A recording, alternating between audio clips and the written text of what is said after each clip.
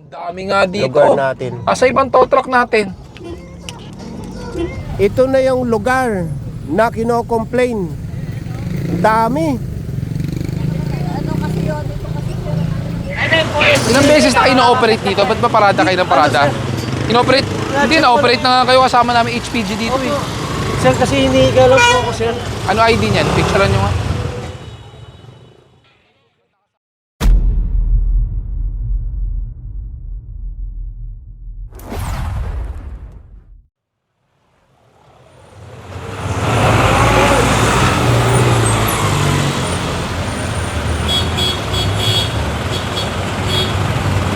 Magandang umaga sa inyong lahat. Ngayon ay January 23, 2025 at sa oras na 7:05 ng umaga, nandito ngayon ang Special Operations Group ng MMA sa pamumuno ni Sir Gabriel Go dito sa may Ermin Garcia at sakop ng Quezon City. Dito sa Ermin Garcia, dito nagsimula, tapos ang activities ngayong araw ay tutugunan naman ang ilang complaint dito sa Quezon City. Sir, good morning. Good morning. Pagkisa nyo pa, pwede pong makita, sir. Ayun nga. So wala nga yung terminal. Di bawal kayo dito dapat. Opo. Alisin na lang po lahat ng motor. Ay lahat ba yan? May driver? Ito yung isa sa mga complaint. Nababa pa po. Kino-complain kayo eh. Opo. Marami pong complaint sa inyo. Dahil kayo po yung mga pakalat-kalat yung mga tricycle nyo. Opo. Alisin nyo po ngayon yan. Lahat po.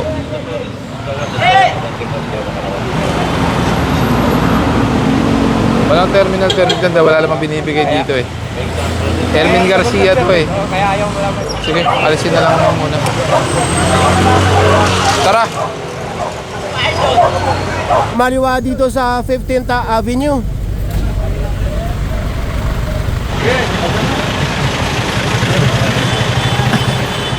Opo. Hindi sa inyo, sir? Hindi, hinarang nga sa gate nila eh. Actually, wala po silang terminal talaga dito po. Iniwan lang dito, masasampan na sa tow truck. May nahatak na pala sa unahan. Nandun na kasing ibang team. Dito sa 15th Avenue, tadtad ang mga yan. Kaliwat kanan, matitikitan. Kunin nyo na yan.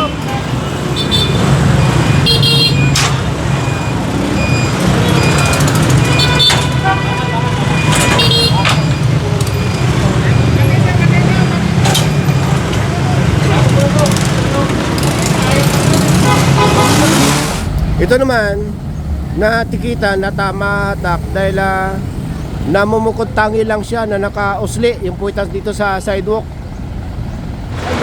Maayos naman ang parking. Hindi po. You're obstructing the sidewalk. Masyado mahaba yung sasakyan nyo.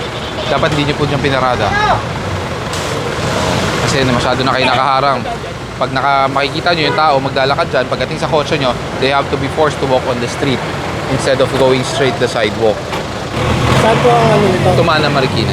Saan po? Tumana Marikina. Ako napaka-inconvenient naman. Sa Aguinaldo kasi ako eh. Wala, mabilis lang naman po yan if you have the complete documents. Ayan dito yung documents ko. Okay, you can just pwede po kayo sumakay sa sasakyan, pwede kayo sumabay sa tow truck para ma-process po kagad yan. Anong walang Ano? Pambihira ka naman, kahit kakain ka, sa kalsada mo talaga pinarada. Alam mo, ang laki-laki na ng mga nakalagay doon, no parking both side.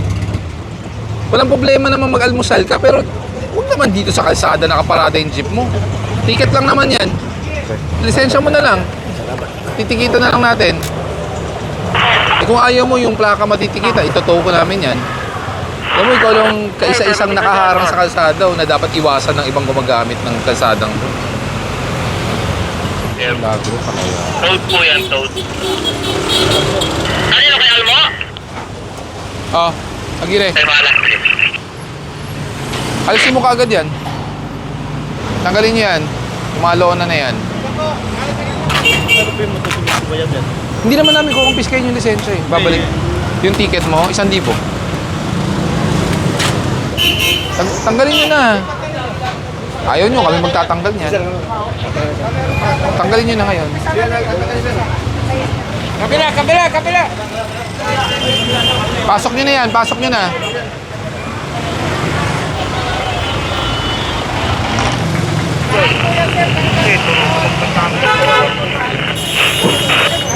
Pagbalik ko sa susunod, pag nandyan niya, kukumpiskain ko ha. Wala tayong pag-uusapan ha.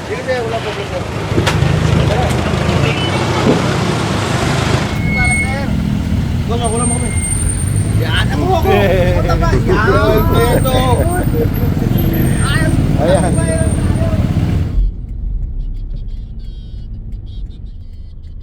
May nahatak din dito. Magmula dyan sana kuna nating hinatak dito nga sa may Murphy. Ito may mga payong dito.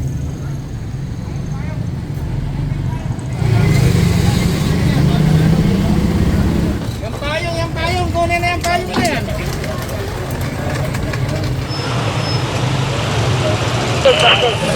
Sir, palagyan ng caution ha.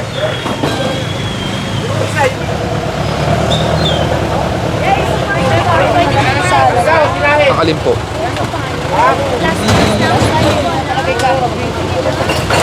Tagal na nating paulit-ulit yan. Palibasa, hindi kayo nadadaanan na eh. Kaya nagkumpiyansa kayo eh. Saka may pwesto naman kayo. Bakit? Why do you have to extend it to the sidewalk? Hindi po kami magbababa. Hindi po, ibabalik nyo lang yan. Ibabalik nyo lang din po yan. Hindi po. Sa opisina na lang po para may pipirmahan kayo doon. Sa Tumana po, Marikina. Dapat yan, kahit wala kami, walang nakaharang. Yung bata sa bar. Oo. Kapag niya, nandiyan na si Sir yung nakikita siya. Tama naman. Opo, sir. Tingnan ko lang, sir. School bus naman po yun. Wala ng bata, sir. Wala naman po exemption eh. Yun nga. Diba? There's no exemption. Tinanong ko lang dito. Pero napatikot naman siya. May ticket po talaga yan. Pero bayad na lang siya, sir. Sa Bayad Center na yun o kaya sa Land Bank. Pwede rin naman sa MMDA. After natin sa 15th Avenue, dito tayo ngayon sa may Sikatona Village at sako pa rin ng Quezon City at tutugunin na naman yung isang complaint dito. Nandito na tayo ngayon sa may Matipid Street. Ito yung complaint. 16 to 31. Sige, sundin natin. Yung kurbada ang sinasabing walang parking. Picturean nyo na may signage na kalagay na Pero pag nakasampa sa bangketa, bawal, negative. Respetuhin natin yung nakalagay. Pero nakasampa sa bangketa, negative. Tikitan nyo pag may driver, pag walang driver, itow nyo. Pakipicturean yung signage na may one-side parking. So ibig sabihin, okay rito, 16 to 31. So lahat ng nasa kanan, 1 to 15, bawal. Matitikitan at pwedeng mahatak.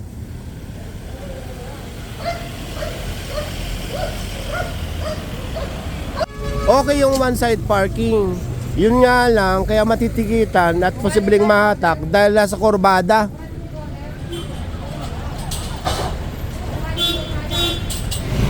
Ayan, mahahatak na. Yan yung sa kurbada ha.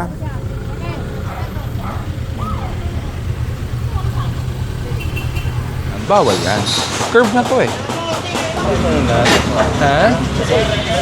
Si ma'am nga, nagpapatiket, ikaw ayaw. Unfair naman kay ma'am.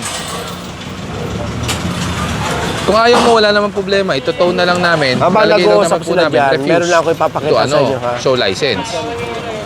So ayan, nasa one side parking nga siya pero nakasampa sa bangketa. Hindi naman na-atakin ito dahil andyan yung may-ari or yung driver. Diretso tayo dito sa Matipid. May nahatak dito sa bandang kanan.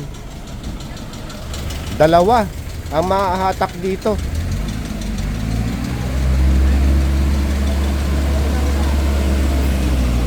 Yes, ulo. Mayroon pa doon sa unahan. Dumating na may-ari pero hinahatak na. Pakita ko lang sa inyo yung isa pa ditong hinahatak.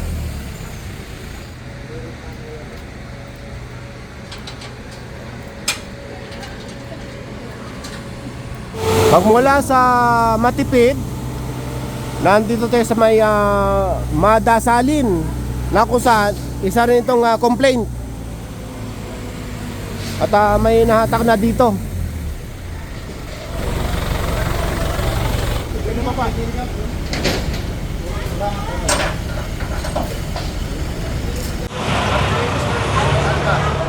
Ngayon, ang next clearing operation na isa na ng mga complaint na tutugunan ng strike force sa may H Ventura at sakop pa rin ng Quezon City.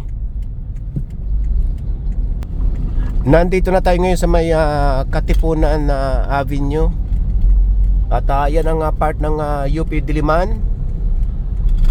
Yung complaint area, yung sinabi ko kayo ng H Ventura, dyan sa may Nawasa, pababa, papunta ng Tumana, yan ang Katipunan Extension. So ito, kakanan tayo dito sa H Ventura, na kung saan ito yung nabablog natin noon kasama si Sweetie. Ina-update natin yung ginagawang kalsada dito. Ang kino-complaint dito yung mga tricycles hindi pa natin alam, pero yung mga madadaanan dito na naka-illegal parking sa kalsada, yung mga walang o iniwan lang dito, matitikitan. O yun, titikitan na mga ito. Yung van, tumakbo na. Sa bandang unahan daw. Paano yung tow truck pa-forward dito sa unahan? Tangkad, forward na yung tow truck. Kapat lang yan. Opo, saka ba't meron kang seal nito? Ba't may seal ka nito? Bawal yan Binigay lang sa akin, sir, sa ano ko, sa anak ko, sa grupa kasi anak ko, sir. Hindi naman sa pagkano. Mukhang bumabiyahe ka Hindi, sir. Mga paninda, sir. Ticket na lang. Illegal parking lang naman. Kung tropa bakit OP? Di ba dapat PNP? Binigay nung binan niya, sir. Oo nga ba? Bawal yung ganun. Bawal yan. Kukulangin ba yung tow truck o hindi? Barangay Pansol pala ito. Oh, may nahatak na sa kabila.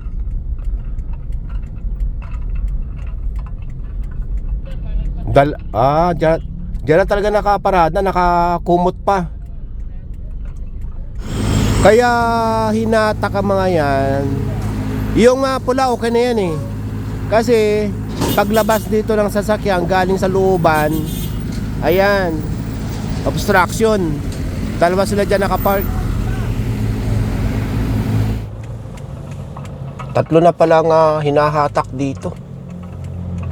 Ito yung mga tricycles na kino-complain sa bandang baba. Ang dami nga dito. Lugar natin. Sa ibang tow truck natin. Nakabalik yung ibang tow truck na. Sir, magandang umaga po. Oh. Ako po yung may-ari ng Innova. Oh. May kiusap lang po sir, hinihika po kasi ako. Oh. Hindi po ako nagpapaabot ng anong oras po talaga dito. Wala na, towed na Opo. yan. Ang ano ko lang po, request ko lang sir. Force multiplier din po kasama niyo ako sir. Ang nakikiusap lang po, kahit tikitan lang po, wag na po. Wala na, nakaangkla na yan Opo, kahit tikitan lang sir.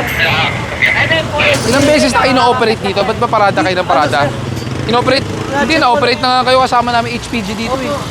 Sir, kasi hinihika lang po ako sir. Ano ID niyan? Picturean nyo nga. Ba't nakasabit din dyan? Hindi yan po ano sir, sa MTOF lang po yan. Sinabit ko lang po yan sir. MTOF force multiplier po ako sir. Dapat di kayo nagsasabit ng ganun. Opo. Ginagamit niyo yan para iwas huli. Hindi sir, hindi po iwas uli yan sir. Yan po sir, kahit ticket lang sana sir. Andiyan lang naman ang impounding Pwede ka naman sumama. Lapit lang na tumana. Yun nga sir. Wala na, naangkla na yan. Hindi man pwedeng bitawan yan. Pakita ko muna sa inyo ito. Unfair naman sa iba. Nasampa na pala. Hindi ba tayo kukulangin ng tow truck? Pag kukulangin, patawag nyo. Andyan lang tumana eh. Tingnan naman si Risa ito. Malapit nga pala tumala dito. Back white, 208. Sakto kayo. Magmula doon sa pinasukan natin sa H. Ventura, bukod sa dalawang nahatak, ito na yung lugar na kino-complain. Dami.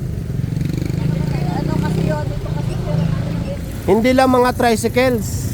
Lahat na nakaparada dito dahil ito ay kurbada. Maski hindi naman na kino-complain, bawal talaga paradahan ng kalsada. Base sa ang lugar. Bukod na lang kung may ordinansa ang nasasakupan yung barangay.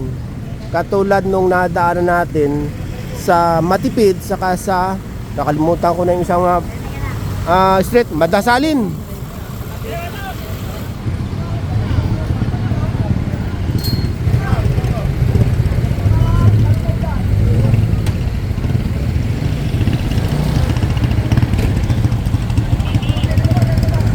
Mga motor. Yung naka-MC nga, babaan nyo nga itong sa baba. Tingnan nyo nga, pakisilip, may mga sasakyan daw doon.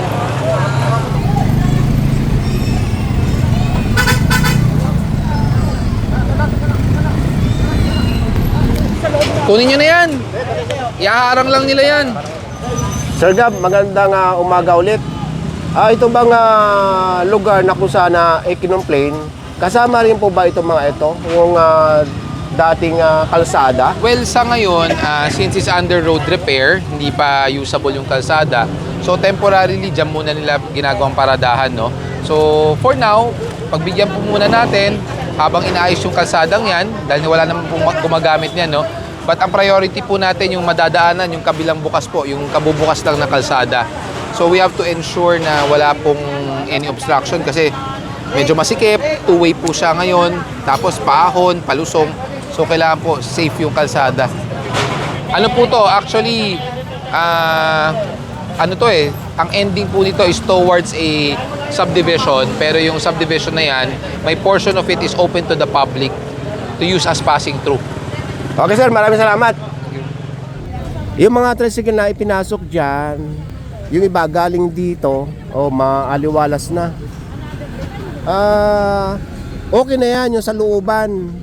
Magmula dito sa may gate na ito hanggang dito palabas, kasama na nga yung maraming tricycle na naabotan natin dyan, yun ang mga kinomplain. At hanggang doon sakop ng barangay Pansol. So ito, ayun na rin kayo Sir Gab, mananatili muna dito habang hindi pa tuloy ang ginagawa itong kalsada at yan ang priority. Yung gumagana na, palabas yan ng Katipunan o ng C5 na kung saan doon tayo galing.